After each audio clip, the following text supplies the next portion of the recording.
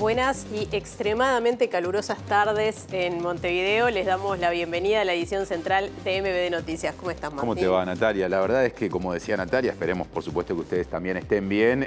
Se hace muy fuerte el calor en la capital y en buena parte del país, y en medio de este calor hay una cantidad de ceremonias de asunción todavía en diversos organismos públicos. O sea, se junta mucha gente, Sí. Lo cual debe generar muchísimo calor en cada uno de esos lugares. Empezamos por ahí. El nuevo ministro de Trabajo y Seguridad Social, Juan Castillo, convocó a empresarios y trabajadores a un amplio diálogo social que incluirá aspectos de la seguridad social, y aseguró que un objetivo prioritario de su gestión será presentar una batería de medidas que den respuesta a la situación de los más de 500.000 uruguayos y uruguayas que ganan menos de 25.000 pesos por mes. También asumió en esta jornada el nuevo ministro de Ambiente, Edgardo Ortuño, que destacó al asumir justamente que la crisis hídrica que vivió el país demostró que el agua potable tiene, digamos, un enorme valor y que no está asegurada, y justamente por eso dijo que le pidió a OCE que retome cuanto antes los trabajos para que se construya una represa sobre el arroyo Casupá. Bien, este será uno de los temas. Tenemos más asunciones además y otra información. Aquí están los titulares de hoy.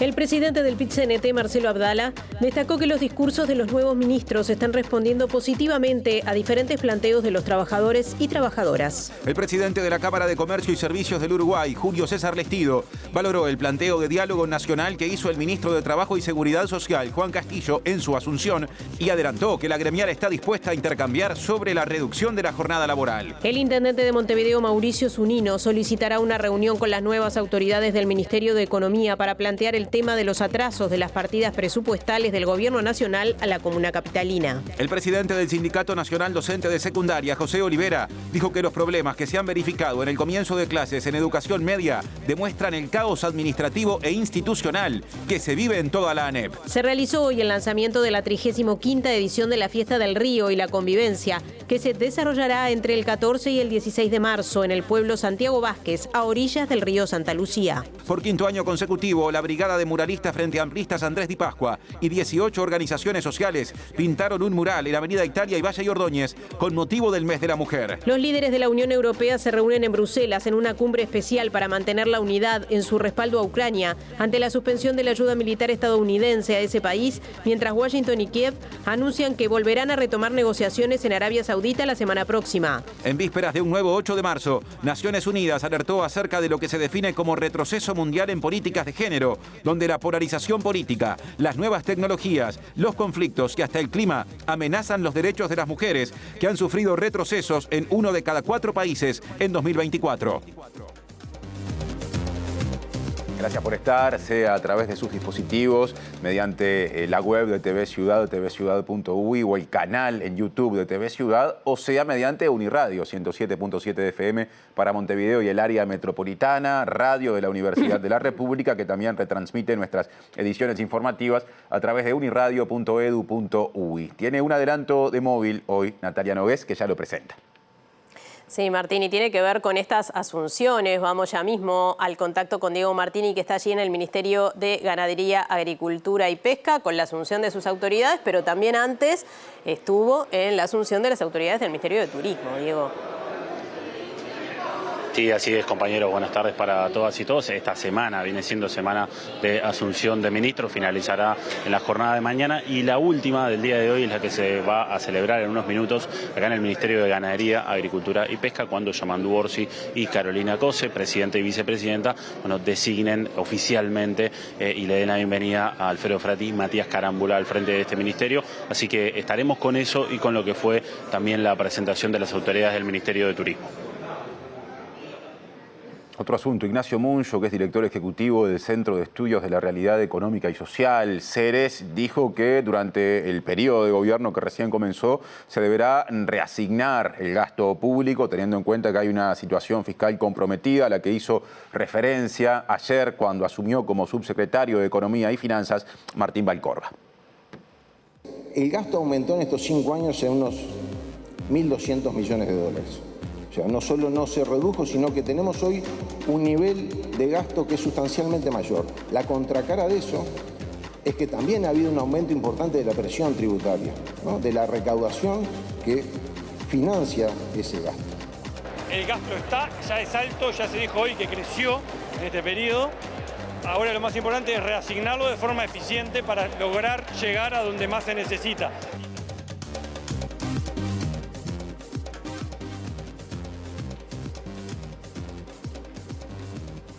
Bien, comenzamos el desarrollo de la información con una de las asunciones de esta jornada, la del Ministerio de Trabajo y Seguridad Social. Su ministro, Juan Castillo, anunció que en la próxima ronda de consejos de salarios habrán aumentos preferenciales para los sueldos sumergidos. Esto lo dijo durante su discurso de asunción al frente del Ministerio, en el que también dijo que la cartera que ahora encabeza participará, por supuesto, del diálogo sobre seguridad social que se abrirá dentro de poco tiempo ya bajo este gobierno y que lo hará tratando de mejorar las pasividades y además también prometió facilitar el acceso al empleo.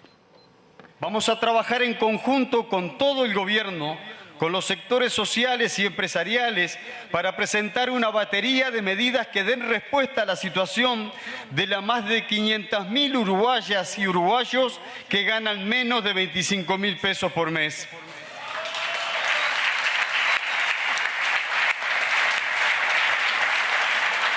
No descartamos ningún instrumento.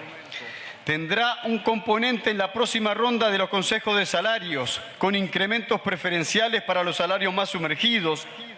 También será política de este gobierno, como lo fue de todos los gobiernos del Frente Amplio, continuar fortaleciendo el salario mínimo nacional, pero aún así no alcanza.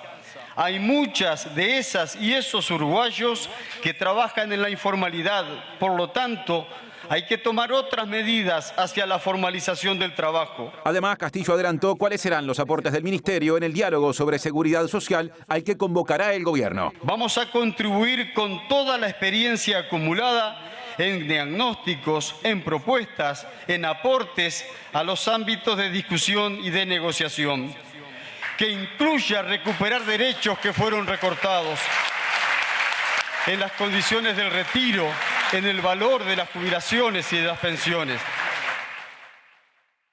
Repercusiones. El presidente del PIT-CNT, Marcelo Abdala, dijo que viene siguiendo con beneplácito las posturas de diferentes nuevas autoridades en diferentes ministerios, justamente, no solo el caso de Trabajo y Seguridad Social, porque entiende están teniendo en cuenta planteos que viene poniendo arriba de la mesa el movimiento sindical.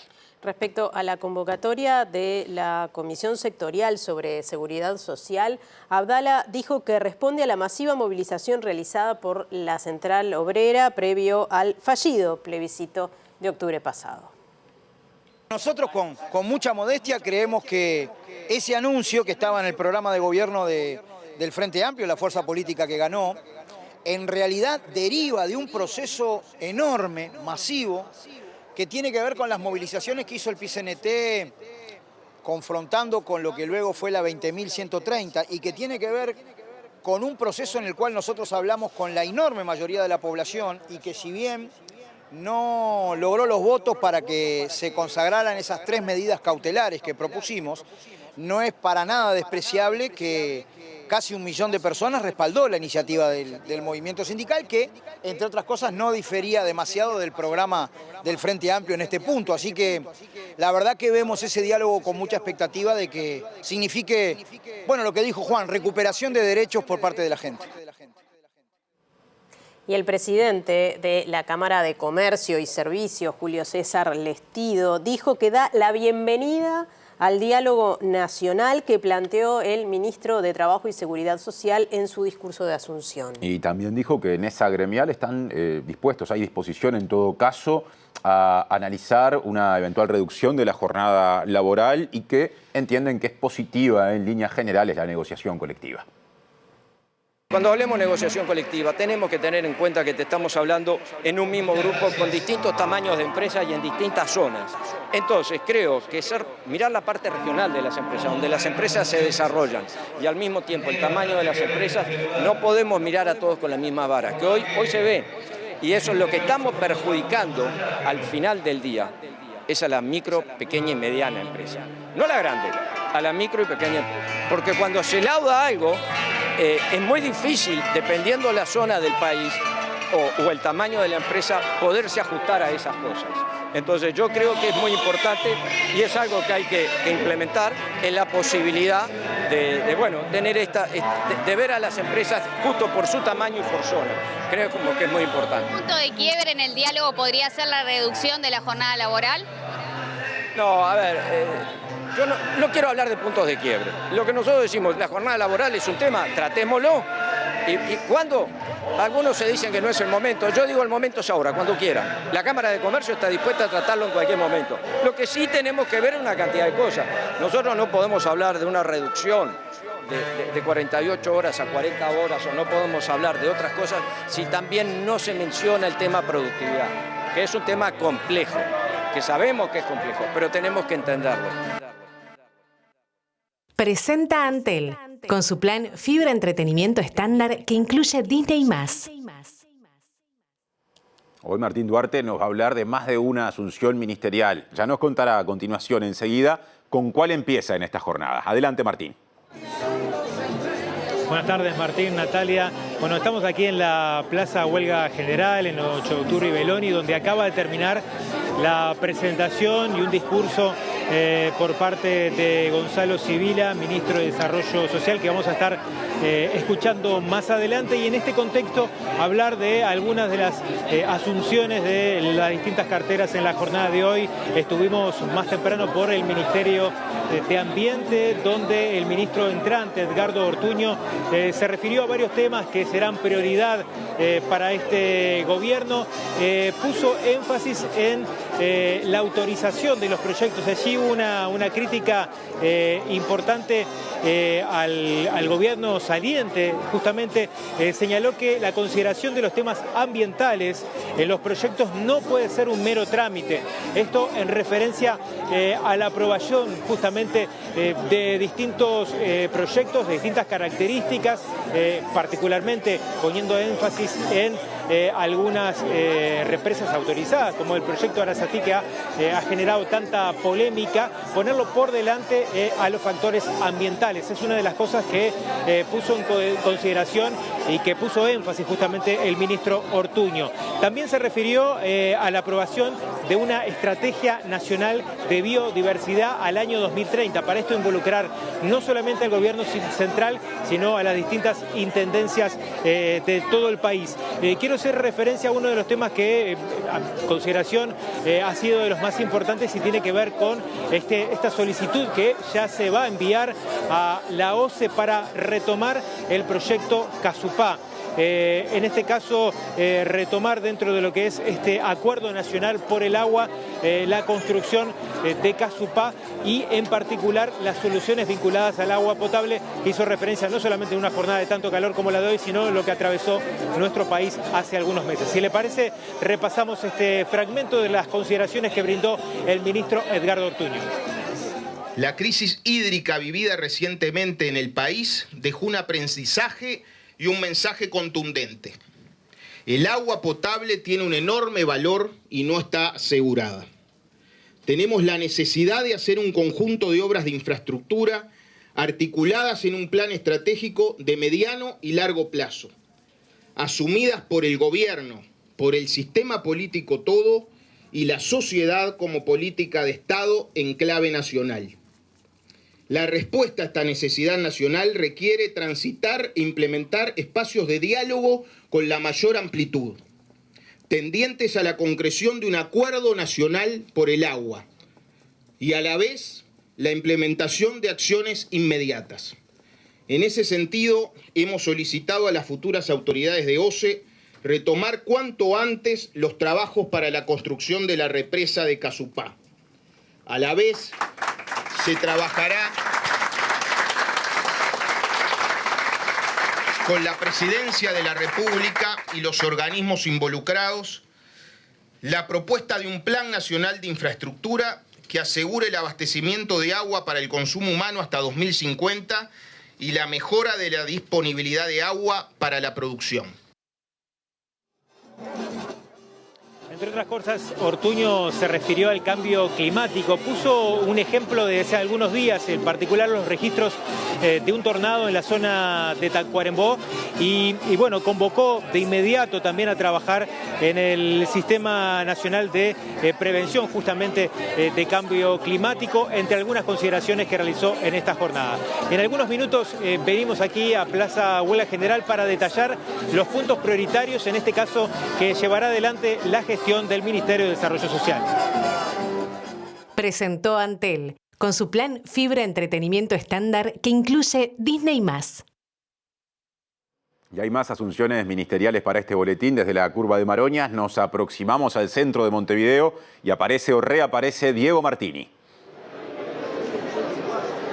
Sí, así es, compañeros. Nos encontramos en el Ministerio de Ganadería, Agricultura y Pesca, donde en unos minutos nomás se va a estar realizando la presentación oficial de las autoridades de este ministerio, encabezadas por Alfredo Frati y por Matías Carámbula, y como viene siendo en todas las presentaciones, con la presencia de presidente Yamandu Orsi y de vicepresidenta Carolina Cose. Esto en la jornada de hoy, que va a finalizar entonces con este ministerio. En la jornada de mañana va a haber más presentaciones oficiales. Hoy más temprano se dio la presentación de las autoridades del Ministerio de Turismo, encabezadas por Pablo Menoni y por Ana Claudia Cara en el Ministerio de Turismo. Bueno, y en su presentación ambos hicieron hincapié en la importancia que tiene el turismo para nuestro país, para la economía de nuestro país, y a sabiendas de que tienen un presupuesto bastante bajo este ministerio, van a ser lo más eficiente posible para poder dejando a Uruguay muy bien parado en el plano internacional para poder apostar y seguir creciendo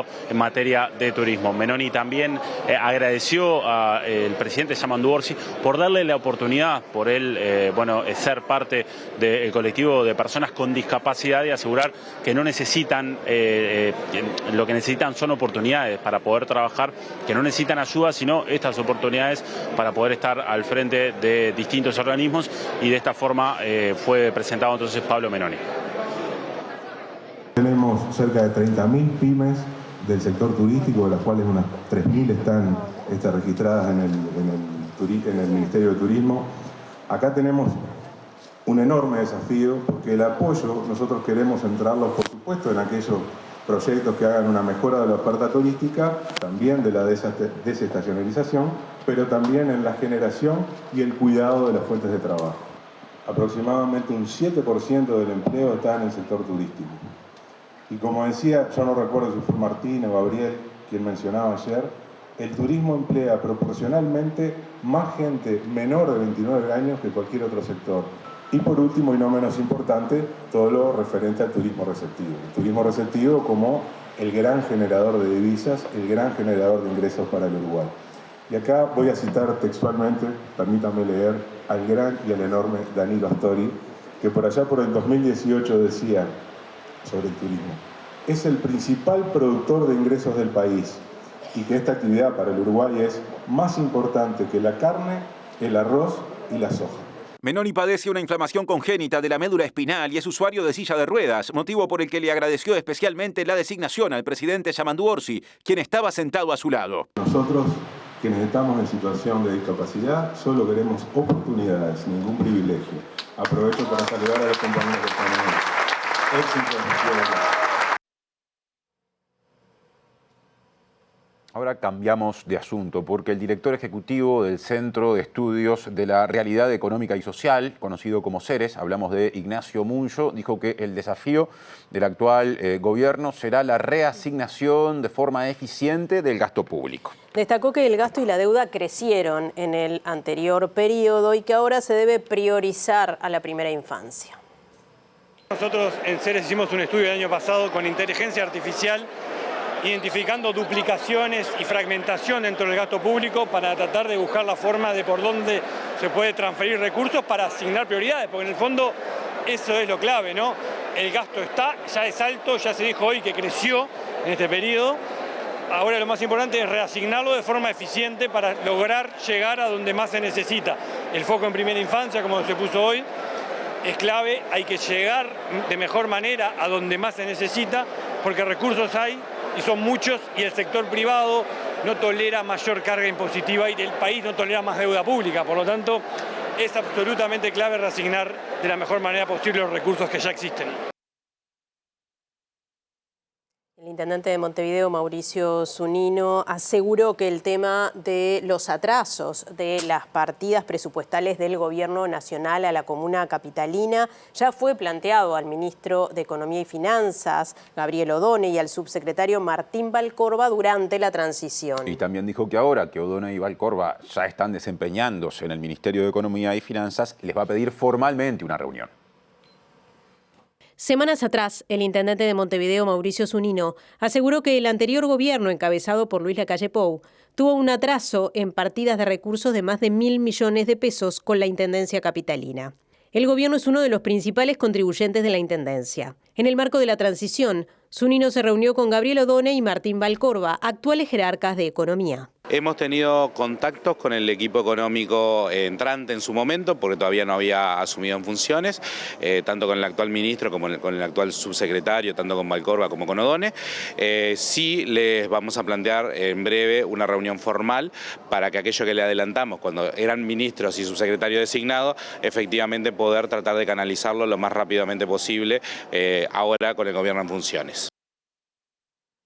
Y ahora comienzo de clases desde la perspectiva sindical, porque el presidente de la Federación Nacional de Profesores de Enseñanza Secundaria, la FENAPES, José Olivera, dijo que ha habido dificultades en el comienzo de cursos en educación media que a su criterio demuestran que hay un caos institucional y administrativo u organizativo a nivel de la ANEP. Por eso Olivera dice que es urgente que el Parlamento apruebe las venias para el cambio de autoridades en todos los órdenes de la educación, pero especialmente en enseñanza secundaria. Estamos viendo con muchísima preocupación el descalabro institucional administrativo que tiene hoy la ANEP, no solamente educación secundaria, lo que ustedes mostraban ayer en imágenes, muchos de ustedes, de padres reclamando saber dónde le va a tocar a su hijo en este año lectivo, con planteos de vuelva en abril, es decir, desde la propia administración estimulándose la deserción, es un elemento preocupante que creo que las actuales autoridades no tenían otro cierre posible, porque cuando se construye durante un periodo de 5 años una política de imposición, una política que además estuvo asociada a un recorte presupuestal, una política que impulsó una transformación educativa que nadie sabe en qué consiste y que genera problemas más que beneficios, bueno, era esperable que esto aconteciera. Asociado a un problema que dijimos desde hace mucho tiempo atrás. Aquí el Estado, desde la Ley de Urgente Consideración en adelante, comenzó a deslindarse de su responsabilidad de garantizar la educación a los estudiantes en el nivel bachillerato, en el nivel educación media superior. El cierre de las propuestas de bachillerato, tanto en la educación técnico-profesional como en la educación secundaria, explican este fenómeno de aumento de la superpoblación en los grupos, estudiantes que no encuentran lugar y un número importante de estudiantes que comienzan a abandonar el sistema educativo. Y en la primera sesión del Senado de la actual legislatura, los partidos políticos comunicaron la conformación de sus diferentes bancadas sectoriales. Claro, por ahora hay 8 bloques o bancadas sectoriales al interior del Frente Amplio, 6 al interior del Partido Nacional y de momento 3 al interior del Partido Colorado. Entre los asuntos centrados y tratados en su sesión del miércoles, hubo uno bajo el título de Comunicaciones Generales, que incluyó el anuncio de sectores parlamentarios a la interna de los partidos con representación en esta Cámara. En el Frente Amplio, los sectores parlamentarios que fueron anunciados por diferentes senadores son MPP, Democracia Avanzada, Fuerza Renovadora, Bancada Socialista, Vertiente Artiguista, La Amplia, Casa Grande y Compromiso Frente Amplista. En tanto, senadores del Partido Nacional fueron anunciados los diferentes sectores de esta fuerza política que funcionarán en la Cámara Alta. Se trata de Espacio 40, Aire Fresco, Alianza Nacional, Herrerismo, Mejor País y Decente.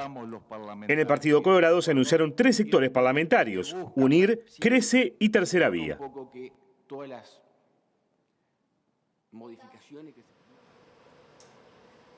Casmu. Afiliate llamando al 1444 o en casmu.com.uy. Casmu. Nos une la vida. Bueno, hoy es día de recibir a Ana Laura Pérez para analizar qué es lo que pasa en el ámbito digital, digamos, porque esto va más allá de las redes, el tema de hoy, pero es muy bueno plantearlo porque en la primera quincena de febrero, antes de que cambiara la legislatura, se votó de apuro una ley que reglamenta el trabajo de las plataformas. Y en realidad hay muchas críticas al respecto porque hay quienes dicen que es peor esta reglamentación a que no esté reglamentado. ¿Es así, Ana Laura? Un gusto volver. Bueno, bienvenida, exactamente, porque hacía tiempo que no te teníamos por acá. Es verdad, y la idea es hablar de otras cuestiones, no solo de redes, sino de cuestiones que tienen que ver con lo digital. Y esto es un tema importante. La mayoría están en contra, podríamos decir. Hay muchas organizaciones en contra. Por empezar, el PIT-CNT estuvo en contra de este proyecto. Sí. Pero hay muchos académicos que se han dedicado a estudiar estos temas en Uruguay, a investigarlos, en particular en las plataformas. El proyecto regula todas las plataformas, pero en particular nos referimos a las plataformas que trasladan personas o alimentos y objetos. O sea, básicamente las que más o menos usamos todos los días y conocemos. Sí. Entonces, estamos viendo exactamente. Entonces, hay incluso académicos que han estudiado específicamente algunas en Uruguay su comportamiento y la mayoría están en contra. ¿Por qué? En particular porque al reconocer la existencia de esta categoría, crea una categoría especial de trabajador. Claro. Y en algún punto esta especie de trabajador autónomo, aunque no lo describe, y eso puede ser bueno o puede ser malo, no hay en la ley una descripción taxativa de cómo me doy cuenta yo de que un trabajador es autónomo o está en relación de dependencia, pero al crear la categoría lo que sí hace es distribuir las obligaciones de los empleadores. Y en los casos de trabajador autónomo las obligaciones son menores, los derechos son menores. Y eso es lo que preocupa. Y justamente fue un proyecto que se votó en esa especie de aceleración y después vino la asunción y no.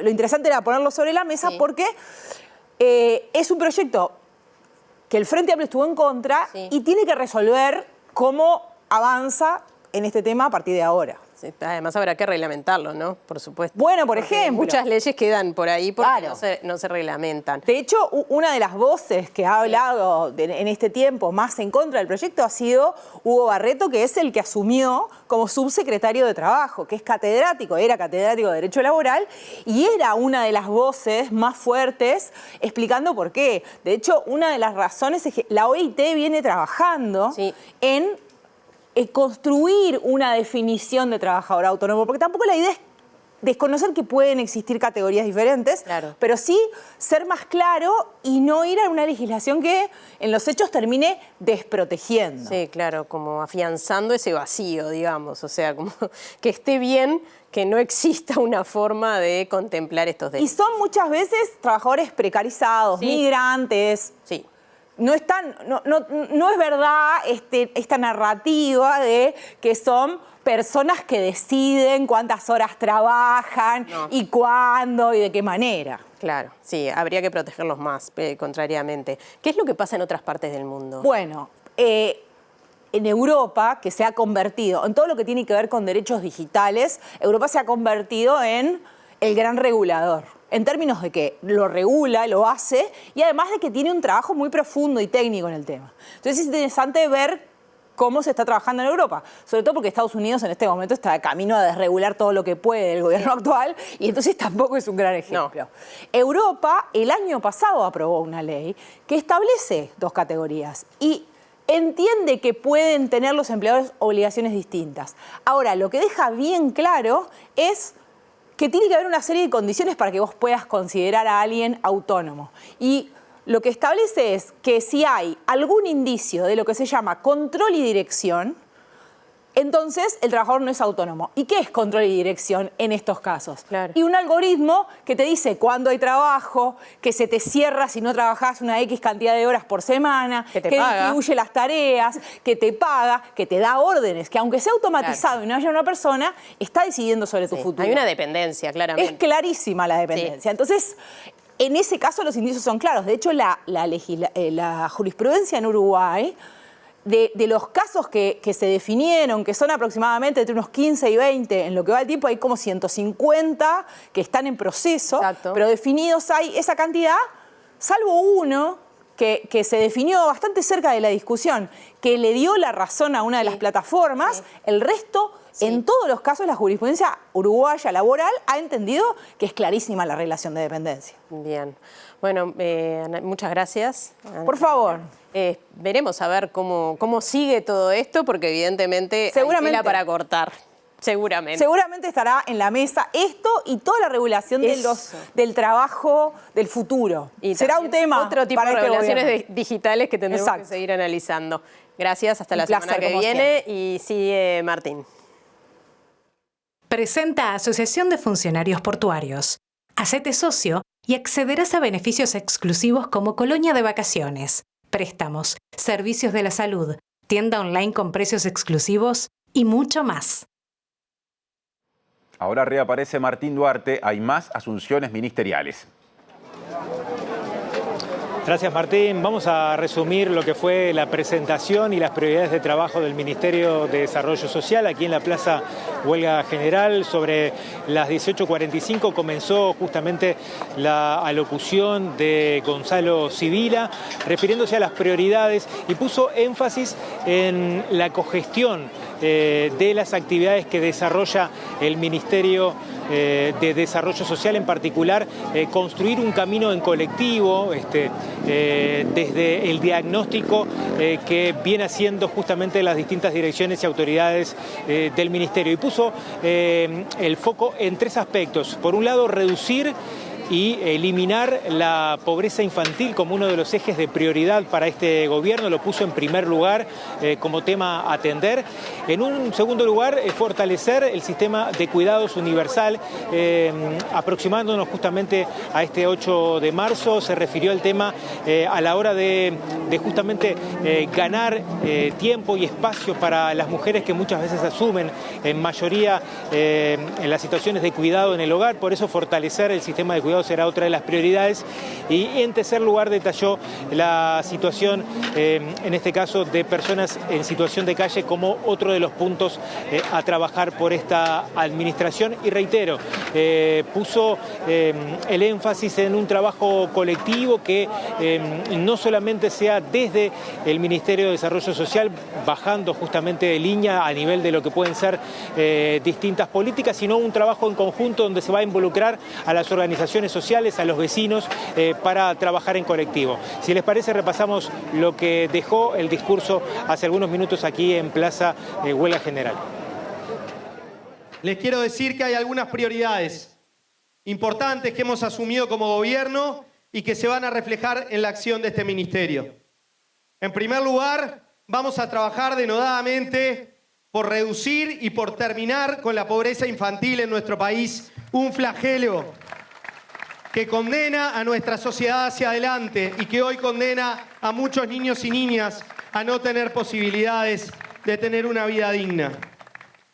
En segundo lugar, vamos a trabajar por llevar adelante una política de cuidado realmente universal, que abarque a todas y a todos, que libere tiempo también para que nuestras mujeres, en este 8 de marzo, en este mes de marzo, mes de las mujeres de nuestro país puedan tener una vida en igualdad de condiciones, de libertad, con el resto de los ciudadanos y las ciudadanas de esta patria.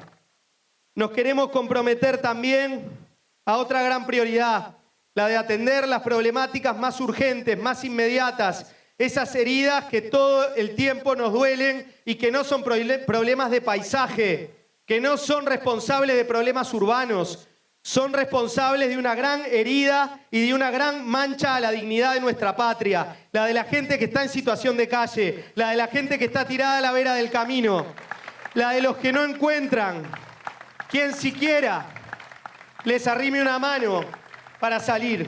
Lo vamos a hacer apostando a la autogestión de la gente, apostando a la cogestión con organizaciones sociales que pueden aportar y mucho a la transformación del país. Lo vamos a hacer apostando a un Estado más eficaz en sus objetivos sociales, y esto no es una mala palabra, y un Estado que sea aliado de la gente que hace cosas en todos los territorios para transformar la realidad. Vamos a hacerlo, compañeros, compañeras, ciudadanas y ciudadanos de este país, con todas y todos ustedes. La Unidad Académica de Parapsicología... Parasitología del Instituto de Higiene trabaja con el Ministerio de Salud Pública ante la aparición del segundo caso de dengue importado desde Brasil. Y atención con lo que sigue, porque se recomienda consultar ante los primeros síntomas del virus, ¿no?, con el fin de establecer un seguimiento y de evitar la propagación de esta enfermedad a nivel local. Y hay que prestarle atención a síntomas como fiebre alta, dolor de cabeza y también muscular, náuseas, vómitos y erupción cutánea. Siempre es importante tener monitoreada la situación porque si aparece alguna persona con dengue cercana a la vivienda de estas personas o cercana al lugar donde están estas personas, hay que pensar ya que hay una transmisión, que el virus está circulando a nivel local y que hay casos autóctonos, ¿no? Que eso es lo que nos preocupa más porque eso implica que esa persona que viene infectada de otro lugar, con él seguramente viajaron más personas, algunos ya han venido con virus en forma completamente asintomática en etapa de epidemia y que ha permitido que los mosquitos que están circundando en esos lugares se infecten y transmitan a otras personas. ¿Cómo es ese seguimiento que se hace y ese estudio desde el instituto? Nosotros desde el instituto lo que hacemos es monitorear la parte de los mosquitos, o sea, lo que se hace es vigilar la presencia de los mosquitos e identificar qué especie de mosquitos es. Nosotros colaboramos con el Ministerio de Salud Pública desde tiempos inmemoriales en cuanto a lo que es la vigilancia vectorial, la parte de identificación de los vectores y todo eso. ¿Cuán importantes son las recomendaciones y que se siga en el pie de la letra? Bueno, las recomendaciones son distintas, están vinculadas tanto a las personas que vuelven de viajes como a las personas que están acá. A las personas que vuelven de viajes, sobre todo porque hay mucha circulación viral en los países circundantes, mucha circulación viral en Argentina, mucha circulación viral en Paraguay, en Brasil, es que ante los primeros síntomas consulten. En caso de que sea dengue, tratamiento sintomático, pero sobre todo vigilancia a nivel del lugar en el que está. No es una enfermedad que se transmita naturalmente entre las personas, pero sí necesita un vector que pique a la persona infectada, succione sangre con el virus y después el virus tiene una replicación interna en el mosquito y después pique a otra persona y le transmita el virus de esa manera. Ahora cambiamos de agenda porque se realizó el lanzamiento de la edición número 35 de la Fiesta del Río y la Convivencia, que se va a desarrollar entre el 14 y el 16 de marzo, o sea, de este mes, en Santiago Vázquez, esto es, en la orilla montevideana del río Santa Lucía. La alcaldesa interina del municipio A, Adriana de Ambrosi, mencionó como atractivo particular la tradicional apertura del puente metálico allí sobre el río Santa Lucía, que este año está cumpliendo 100 años de existencia. Es un evento que se vino realizando desde su origen por los vecinos de Santiago Vázquez y fue tomando más protagonismo y luego cuando empezaron los municipios lo tomamos desde los municipios y una propuesta que siempre es ir a más, ¿no? Entonces, el año pasado hemos recorrido, durante 2 días se hicieron el año pasado, fueron 20.000 personas. Apostamos siempre a más. Van a haber una feria, van a haber partes gastronómicas y el sábado 15, sobre las 16 horas, se va a estar abriendo el famoso puente antiguo de la Barra Santa Lucía, que este año está cumpliendo los 100 años justamente ese puente. Y bueno, van a ver, es una apuesta cultural muy diversa, ¿no? Donde vos llevas un espectáculo artístico de varias gamas de grupos diferentes, donde juntás gente de todas las edades y está bueno eso porque eso hace la convivencia. Y por 5º año consecutivo, la Brigada de Muralistas Frente Amplistas, Andrés Di Pascua, y 18 organizaciones sociales pintaron un mural en Avenida Italia y José Valle y Ordóñez con motivo del Mes de la Mujer. Claro, y justamente en este contexto de comienzo de un nuevo gobierno, lo que buscan con esta acción, o lo que busca este colectivo con esta acción, es visibilizar la problemática de la violencia de género y también distintos avances que ha habido a lo largo de la historia en materia de derechos de las mujeres en el ámbito político y en el social. Muy importante, como cada marzo, los marzos siempre hacen como de excusa para en el mes de la mujer recordar que esta es una lucha de todos los días y ahora en un nuevo periodo de gobierno, una nueva legislatura, tenemos la oportunidad también de redoblar algunas acciones que a todo nivel, a nivel legislativo, a nivel de las políticas sectoriales de los ministerios, a nivel de las soluciones que tenemos que dar para los temas de violencia de género. Marta Zaglud, integrante de la Brigada Andrés Di Pascua, contó el trabajo que realizan con los colectivos sociales y políticos. En su primer mural del año buscaron plasmar el grito de las mujeres a la pared en el marco de un nuevo 8M. Lo principal para nosotros es lo social y muchos organismos se dirigen a la brigada para que les pinte tal o cual cosa. O sea, hemos pintado locales sindicales, hemos pintado con los estudiantes del IABA, hemos pintado con la gente de FOSE también por el agua, hemos pintado con el PIT-CNT. Presenta Mercado Agrícola de Montevideo, en el corazón de un barrio donde late la ciudad. Mercado de Historias. Mercado de Historia.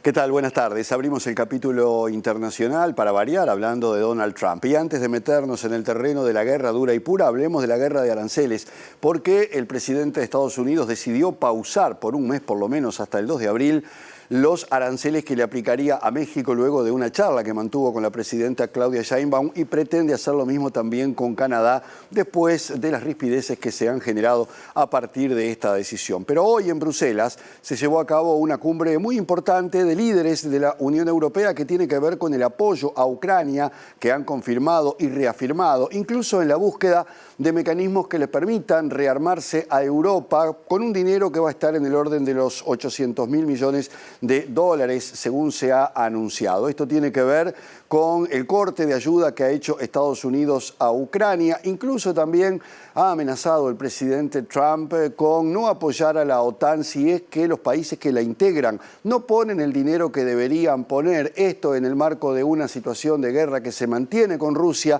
con toda la intensidad. Y Rusia dijo además que no aceptaría de ninguna manera ni tropas francesas ni británicas en el territorio de Ucrania. Los líderes de la Unión Europea acordaron este jueves multiplicar el gasto en seguridad y defensa para rearmar Europa ante la amenaza existencial que representa la agresión de Rusia sobre Ucrania y el giro de Estados Unidos con respecto a esta guerra desde la vuelta de Donald Trump a la Casa Blanca, mientras que el presidente de Ucrania, Volodymyr Zelensky, agradeció a los 27 países del bloque por no dejar a su país en soledad. En el texto de conclusiones pactado en una cumbre extraordinaria convocada por el presidente del Consejo Europeo, Antonio Costa, los 27 países se comprometen a acelerar la movilización de los instrumentos y financiación necesaria para reforzar la seguridad de la Unión Europea y la protección de sus ciudadanos. Los jefes de Estado y de Gobierno apoyan seguir incrementando de manera sustancial el gasto en la seguridad y defensa de Europa, al tiempo que respaldan el plan para rearmar el continente que presentó recientemente la Comisión Europea. Bruselas estima que la estrategia podrá movilizar hasta 800.000 millones de euros, principalmente gracias a la flexibilidad que dará a los Estados miembros dentro de las reglas comunitarias de déficit y deuda, pero también con un nuevo instrumento de créditos de 150.000 millones, financiado con emisiones conjuntas de deuda. Mientras tanto, fuentes citadas por medios estadounidenses y funcionarios ucranianos confirmaron la información de que Kiev y Washington volverán a la mesa de diálogo en Arabia Saudita la semana entrante, tras el tenso encuentro entre Donald Trump y Zelensky en la Casa Blanca. Y en vísperas de un nuevo 8 de marzo, Día Internacional de la Mujer, precisamente ONU Mujeres dio a conocer hoy un informe que habla del retroceso que han tenido las políticas de género en todo el mundo, en particular en algunos países más que en otros. 1 de cada 4 países ha tenido retrocesos en esta materia, según el informe de ONU, tema que se ha visto agravado aún por otro tipo de circunstancias. Por ejemplo, las guerras, por ejemplo, el COVID-19 y también otros factores, incluidos los climáticos, que han incidido en las políticas que siguen afectando a las mujeres en todo el mundo. El El informe de ONU Mujeres afirma que el debilitamiento de las instituciones democráticas ha ido de la mano de la reacción violenta contra la igualdad de género, advierten los autores del informe Derechos de las Mujeres bajo examen 30 años después de Pekín, documento que analiza los avances desde el lanzamiento de la plataforma de acción en esa ciudad en 1995, que fue adoptada por 189 países. Casi una cuarta parte de los países informaron que la reacción violenta contra la igualdad de género está obstaculizando su aplicación y advierte que la polarización política agudiza cada vez más el riesgo y la realidad de una reacción violenta de género, a la que se suman los conflictos y crisis que se han profundizado desde la pandemia de COVID-19, la emergencia climática y las nuevas tecnologías digitales, en particular la inteligencia artificial. En materia de números, el informe establece que el 63% de las mujeres entre 25 y 54 años tiene un trabajo remunerado frente al 92% de los hombres, mientras que más de 772 millones de mujeres trabajan en la economía informal, carecen de protección social y sus empleos son los que más peligran en caso de crisis.